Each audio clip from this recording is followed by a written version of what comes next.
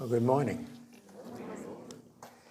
So I often make the mistake of, after I've written my lesson, then I start studying something else, which tries to integrate itself into what I've already written. This morning, when we were sitting in the office before coming here, there's a guru that I'm following and some other things preparing for the retreat. And I just have to share these thoughts. One, he says, a true seeker of truth makes no assumptions. A true seeker of truth makes no assumptions. He or she is just looking. That's what you've heard me say before about have no beliefs. Because once you have a belief, it sets a boundary, and then you don't want to hear anybody else's beliefs. And he also said, if I tell you your beliefs are right, does it get you any closer to the truth? Isn't that deep? And then one thing he said, the biggest problem with human beings is they want to be right all the time. Now, I just thought that was profound. Simple, but extremely profound. So anyway, we're continuing this series on the Ten Commandments. And as I've shared with you, as I'm working with these ideas, I was telling Pam yesterday that it's just making such a tremendous change within me. I'm trying to grasp these principles in a way to teach them. And you know, like I said, I'm very experimental, which means I like to experiment with that which I am teaching. And it's just mind-blowing to really understand have a deeper understanding of these things that we've known all our lives, the Ten Commandments. So today's commandment is the eighth one, thou shalt not steal. The prosperity interpretation of that is thou shalt not seek something for nothing. All right?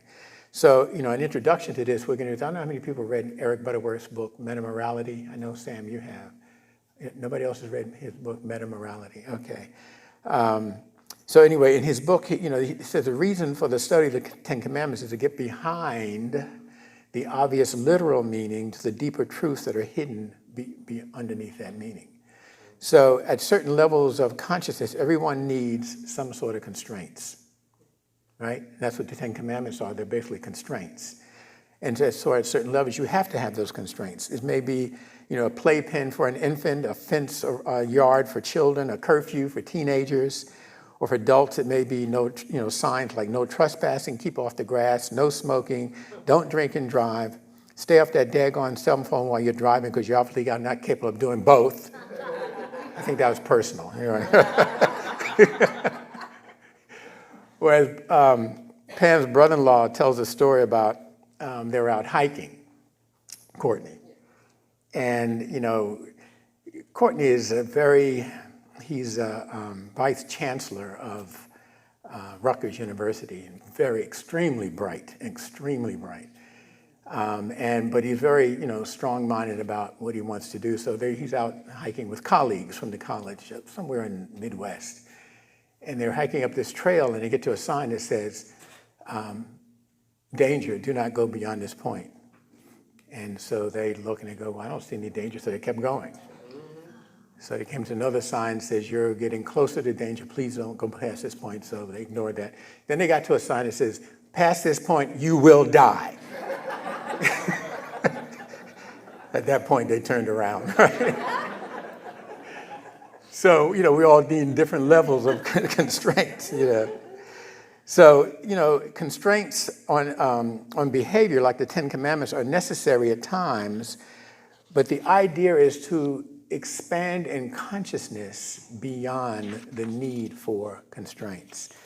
For children, they must be prepared to take their place in society by progressing and making, developing beyond childish constraints. All right? I remember when our little grandchild, when we were in Germany, all there was in the yard, there was when you stepped off the patio, there was just, pebbles, rocks that were about this thick. And that was enough for him because he got to the pebbles, he's just starting to walk. He's going, nah, I ain't doing that, right? Okay, but the constraints have to, he'll get to the place where, in a week, he got to the place, he just walk right across them. So, but children have to develop to a point where they can fit into society without certain types of constraints. And likewise, we want to transcend the need for laws and constraints by actually becoming the embodiment of the law. Everybody catch that? All right. Likewise, we want to understand how do I get to a state of consciousness where these things that used to be constraints are not even something I even think about anymore. They're just part of who I am. And all of us in here have done that at certain levels with certain things in our lives. So again, this is what Jesus was referring to when he said, I have come not to destroy the law, but to fulfill it, meaning to realize the fullness of it beyond the typical boundaries that you would think about. So about this particular commandment, thou shalt not steal, Eric Butterworth explains, he says, this says, he who robs another robs himself first. He makes a break in his own integrity or wholeness at the expense of his ultimate good. Let me say that again. So he who robs another robs himself first. He makes a break in his own integrity, his own wholeness. All right? So the philosophy behind this law is simply, we cannot get something for nothing. No matter what that something is, you cannot get something for nothing. Now, this is why the spiritually minded person, or who's trying to really live the spiritual life, enters into a state of praise and thanksgiving for everything. All right? And this is a consciousness that remains continuously aware of the gift of life bestowed upon us by God. And that's what the daily word was this morning? With something around that idea, okay? And so, therefore, not living a continuously conscious awareness of the gift of life, the gift of having praise and thanksgiving for everything that you have, in a way is practicing getting something for nothing. And didn't I hear that in the daily word this morning about all the things that are bestowed upon us or whatever? I remember what it was. But all of the blessings what we were singing, I think it's what we were singing.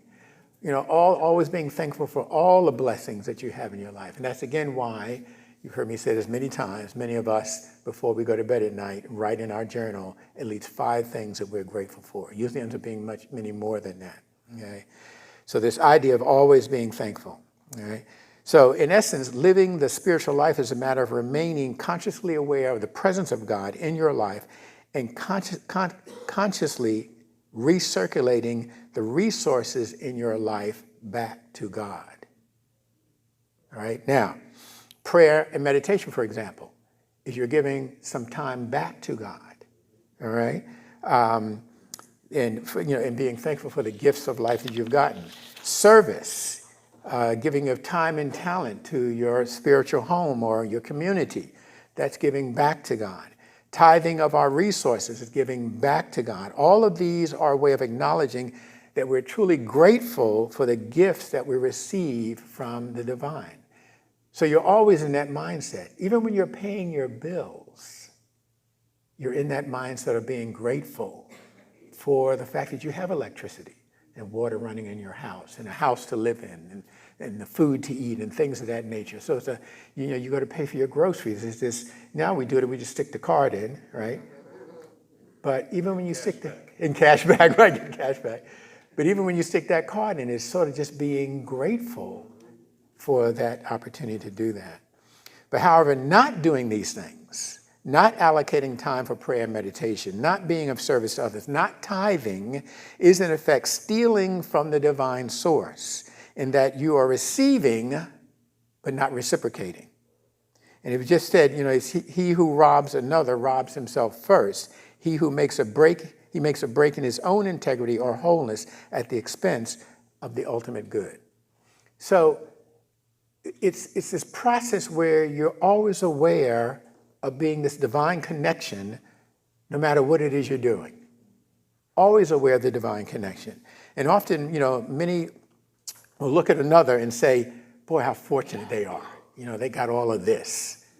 Yeah, I won't even ask her, but I know we all have done that at one time or another, And most of the time, we say how lucky they are, but we don't understand how much time and energy and struggle they may have gone through in order to get whatever it is that they have, okay? Whether it's, a great talent or a career or a state of being or relationship or whatever, there is usually some sacrifice or focus that they had to go through in order to get to where they are. Is that, you follow me? Okay? Now, from the standpoint of metaphysics, you've heard me talk about the period of struggle and commitment and suffering, possible suffering, as being second force. Now, all of you, some of you, most of you know about second force. I've talked about it many times. But for those who have not heard about second force, it comes from the idea of first force, second force, third force. First force is this desire that you have for something in life, something that you want, something you feel when you get it, it's going to make you happy. This is the thing that'll make me happy, right? Has anybody ever said that? Okay, all right. And so, it's the inner drive to acquire something that links you to this concept of happiness. And in one of the things that I was studying yesterday with Deepak and Sanchaguru, they were talking about this idea that nothing happens other than in consciousness. Nothing.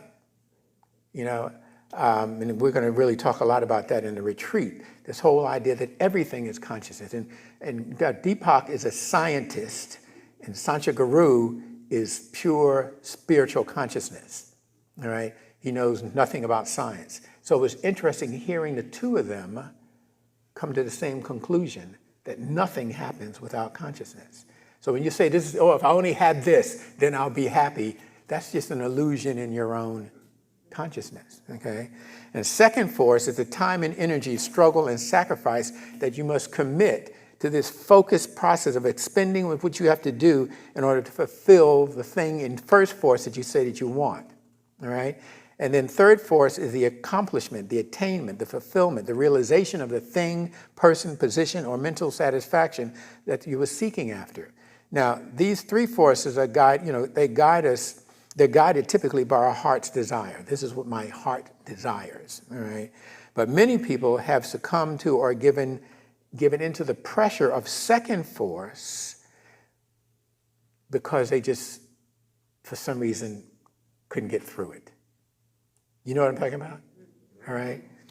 And when we give up our striving to achieve our heart's desire, our goals and our aspirations, we often turn to wishing, hoping, praying that the thing we desire could somehow just be dropped in our lap.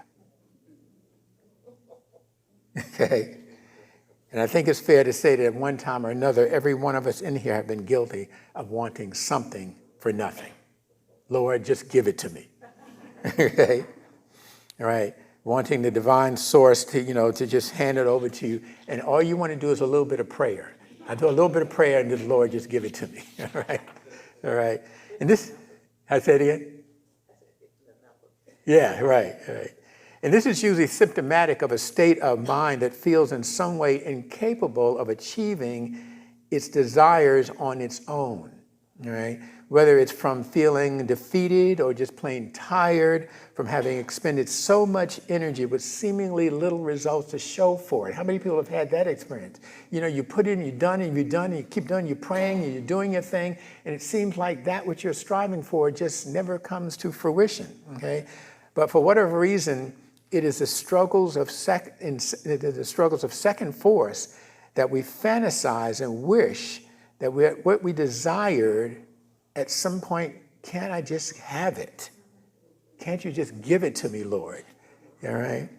But as true students, it's imperative for us to remain conscious of the fact that God is not only omnipotent and omniscient, but God is also omnipresent, meaning always present as a presence. God is always with you. And God is omniactive. Now, I think I made that word up because I can't find it anywhere. But God is omniactive, all right? Meaning always working for our highest good. God is always working for our highest good. And Jesus said this in John 5:17. He says, my Father is working still, and I am working. All right? Now, notice that he acknowledged that God is working, but he's also pointed out that he's doing his part to bring about the divine plan. All right? But the thing that inspired Jesus to go through what he had to go through, and you know what I'm talking about, that second force was his inner knowing of his oneness with God. And that's why he proclaimed, the Father and I are one. You have to always understand that no matter what you're doing it in God, and God is doing it in you. All right? Just like one of the things I listened to yesterday said that the ocean, the drop is in the ocean, but the ocean is in the drop. All right? So all of God is in us all the time. So not having this conscious oneness with God can cause a legitimate feeling of being alone. Legitimate, justifiable feeling of being alone. How many of us felt that? You just feel alone, like, God, where are you? All right? A feeling that we cannot achieve our goals by ourselves, whatever that goal may be. And again, even though there may be people around us who are helping us, okay, supporting us in our goal, there's still this feeling of being alone. In Inc. magazine, which is a magazine for entrepreneurs, it says one of the greatest things that entrepreneurs go through is feeling alone. They might have a whole team, but they can still feel alone. You get that energy, you know? So this probably comes from the realization that no matter how many people there are to help and support us, we still must do the work necessary to transform ourselves and to transform our lives. That being whatever is required in the realm of second force for us to evolve through and get to the consciousness of third force. Right? And again, as I explained, in first force, you typically can't have third force because you have a first force consciousness. You get what I'm saying? It's second force that helps you to develop and evolve to eventually be in a third force consciousness. So thou shalt not steal is many times, for many of us, in a first force consciousness, we want third force, but we're trying to steal it without going through second force. Is that making sense? Okay? And so nobody can go through that transformation for you. You have to go through the transformation. I have to go through the transformation. Something that Deepak said yesterday about doctors heal. He said, doctors don't heal. He said, doctors don't heal. They aid in a process, but they themselves are not doing the healing. The patient has to go through a transformation from believing that I am not well to I am well. All right? So we have to do it ourselves.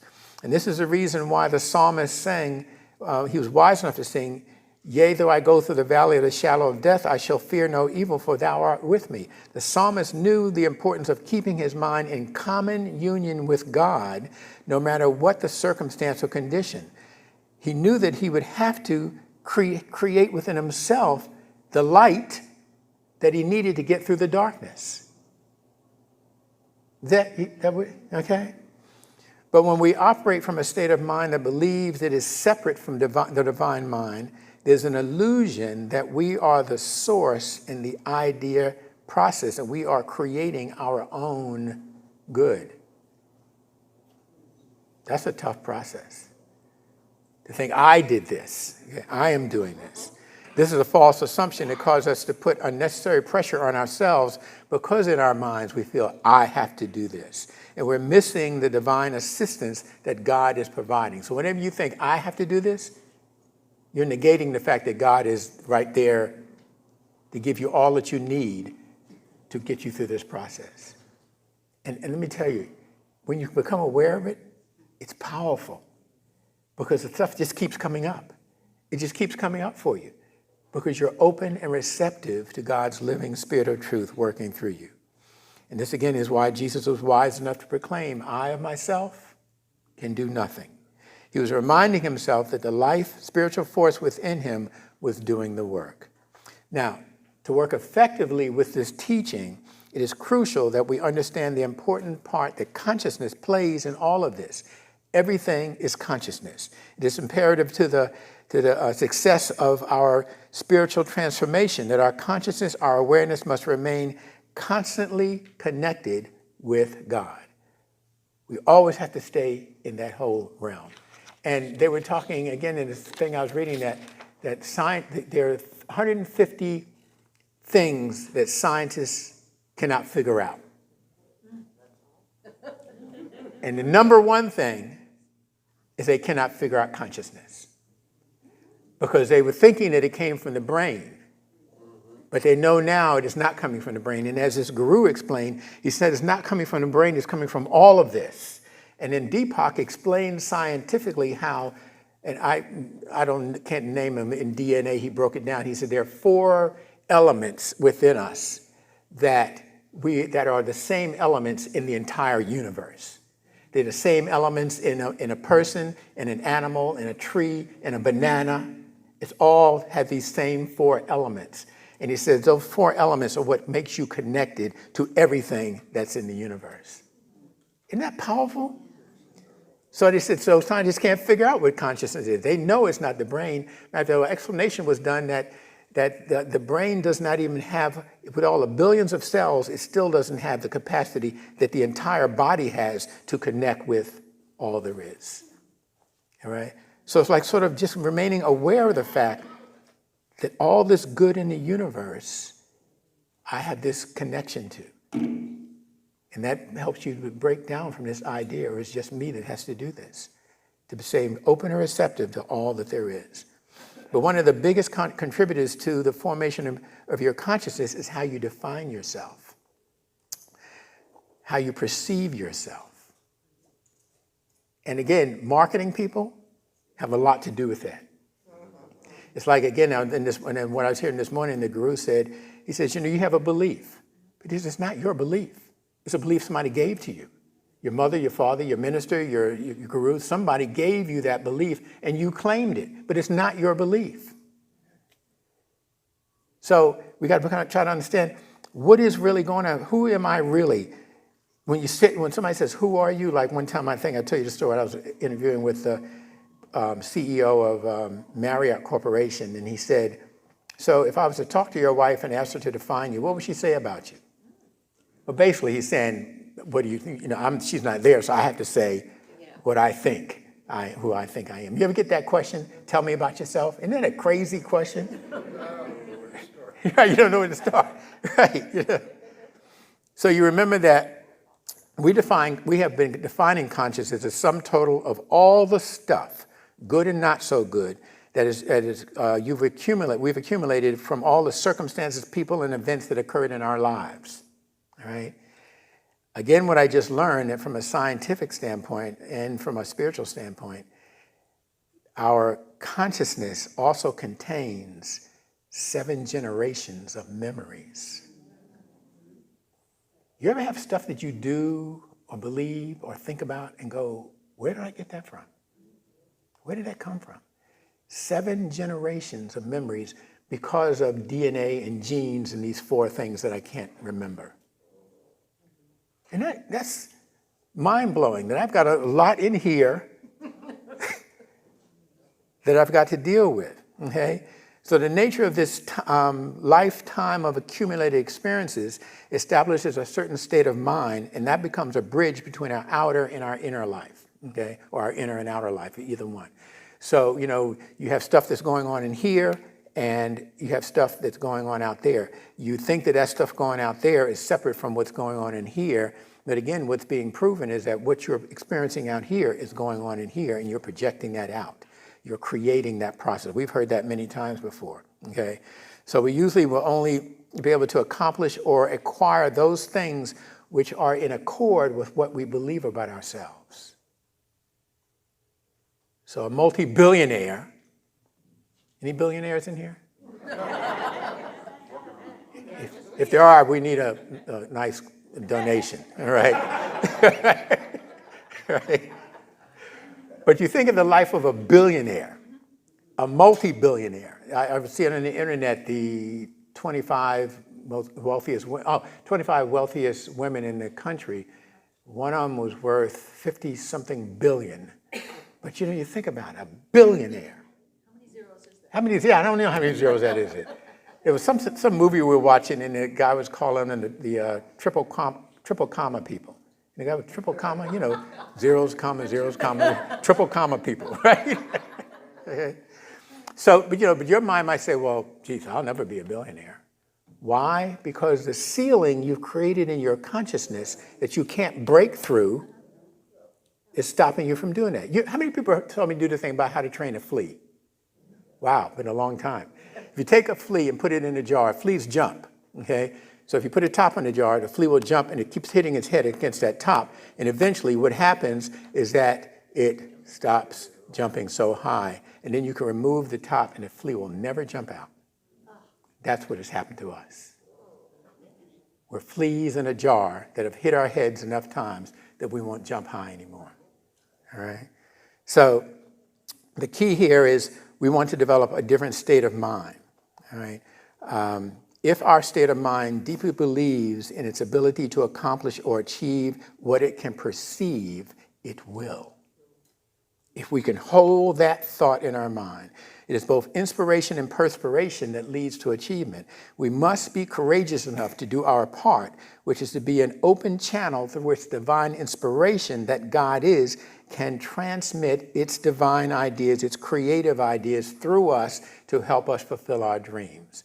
We need to get out of the mindset of I can't and into the mindset of I know I can through God's inspiration. However, the eighth commandment is telling us that if we receive divine ideas, divine guidance, divine inspiration, divine comfort from God mind, we must be willing to give back a portion of our time, our talent, and our treasure in return.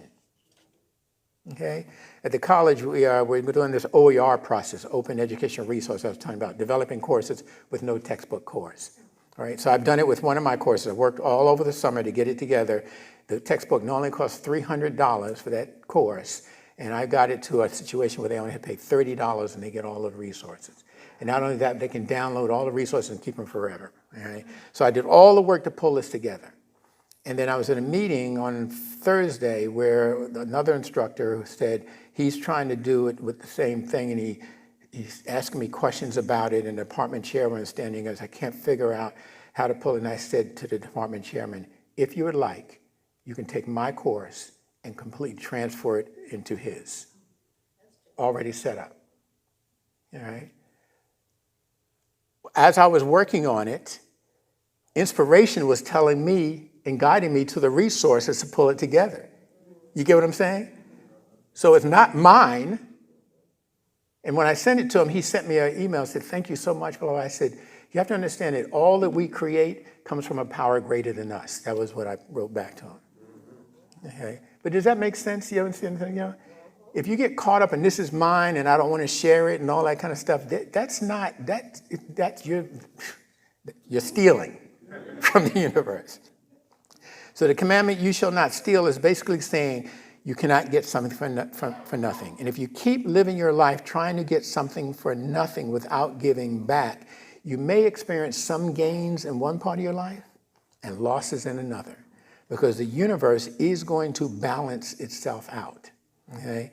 And an additional deeper meaning of this commandment is you shall not take or try to hold on to something that does not belong to you, that has not come to you by right of consciousness.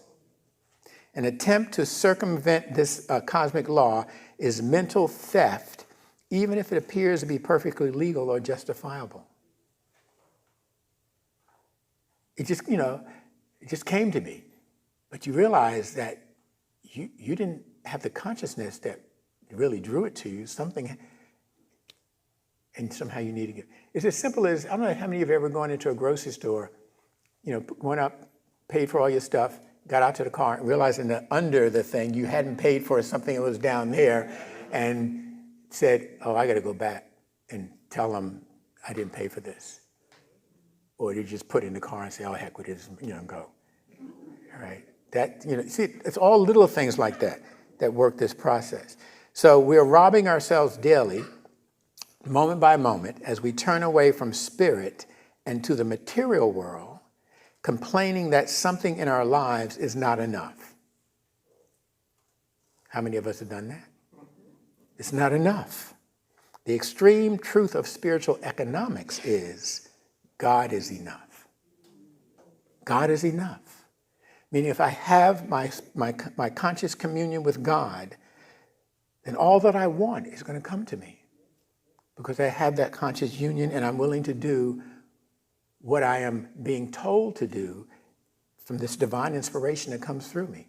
Simple things, simple ideas. So as is recorded in 2 Corinthians 12:19, Paul proclaimed that the Lord said, "My grace is sufficient for you." And that's really a powerful one.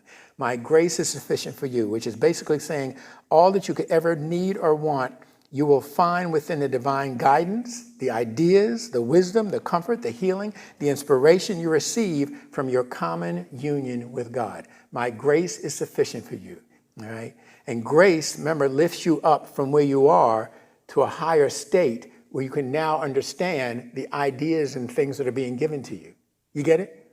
See, down here you're going, oh, I don't think I can do that. But the Spirit just gave it to you, so you can do it. So through grace, you let go.